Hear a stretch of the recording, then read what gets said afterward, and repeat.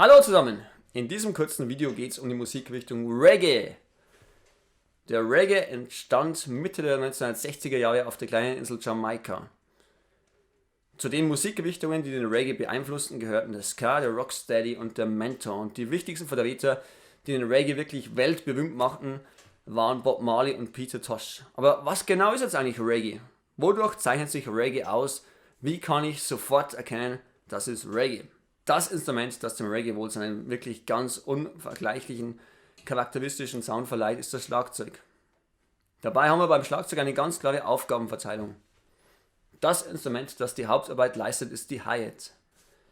Die Hi-Hat spielt entweder gerade Achtelrhythmen, diese können auch geschaffelt sein, wie man in der Fachsprache sagt.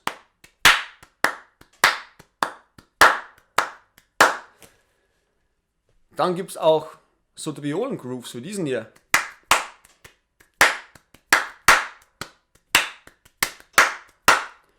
Oder synkopierte Rhythmen bestehend aus Achtel- und Sechzehntelnoten. So, ihr habt jetzt schon den Lautstärkeunterschied gehört. Das liegt daran, dass die Hi-Hat lauter und leiser gespielt wird, dass sie offen, also leicht geöffnet oder zu gespielt wird, wodurch wir diesen ganz tighten, crispen, trockenen Sound bekommen. Und, ihr werdet das jetzt gleich im Video sehen, es entsteht ein Unterschied dadurch, wenn ich die Hi-Hat mit der Kante vom Stick anschlage am Rand oder in der Mitte der Hi-Hat mit der Stockspitze.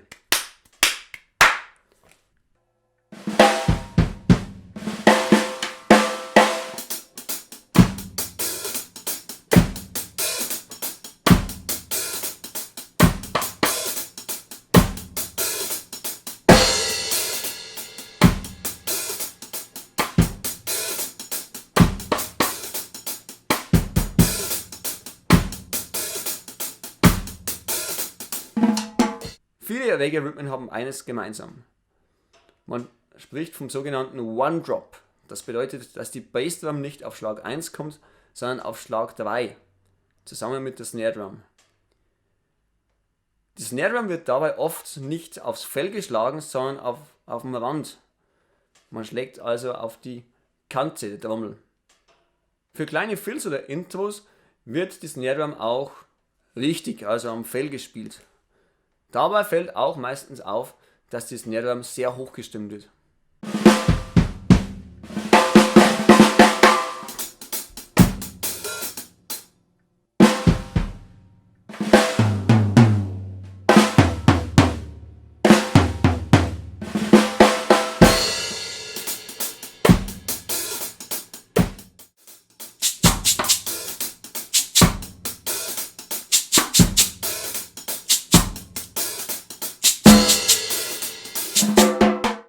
Der Bass. Der Bass hat im Reggae oft einen sehr dumpfen, tieftönigen Sound und spielt melodiöse Linien, man kann direkt sagen hypnotische Basslinien, die sich ständig wiederholen und dem Reggae auch so einen ganz besonderen Groove, sein ganz besonderes Feeling verleihen.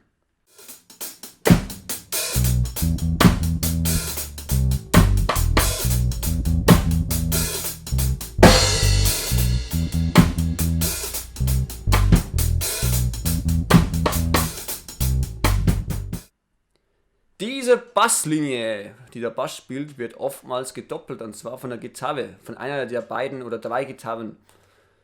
Das heißt, die Gitarre spielt die gleiche Melodie wie der Bass, nur eben eine Oktave höher. Das Ganze hört sich dann so an.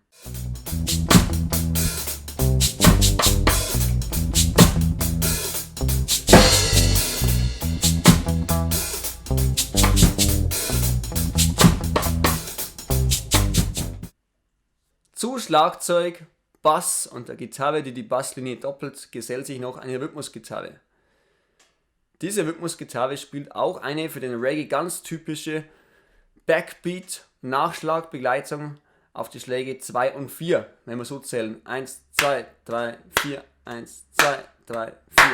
Ganz typisch und charakteristisch ist hier der hohe Sound, der dadurch entsteht, dass die Akkorde in hohen Lagen gegriffen werden und dem Reggae dann seinen sogenannten Skank Sound verleihen.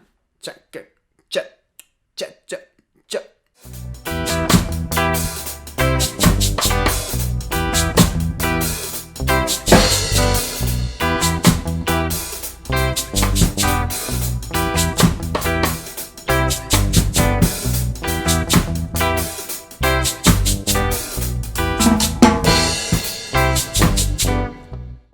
Die Rhythmus-Section im Reggae wird fast immer noch ergänzt durch die Hammond-Orgel. Und die Hammond-Orgel kann entweder die Begleitung der Gitarre unterstützen und eben auch diesen Backbeat-Groove spielen auf 2 und 4, 1, 2, 3, 4, 1, 2, 3, 4.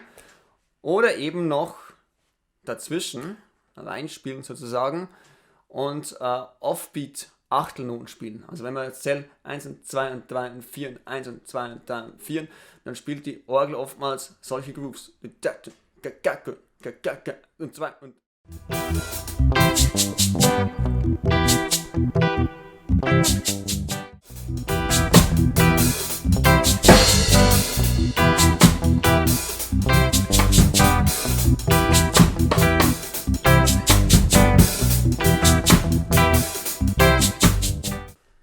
ein Instrument, das bei vielen Reggae-Songs dabei ist, stammt eigentlich aus dem Funk und es klingt wirklich auch sehr funky.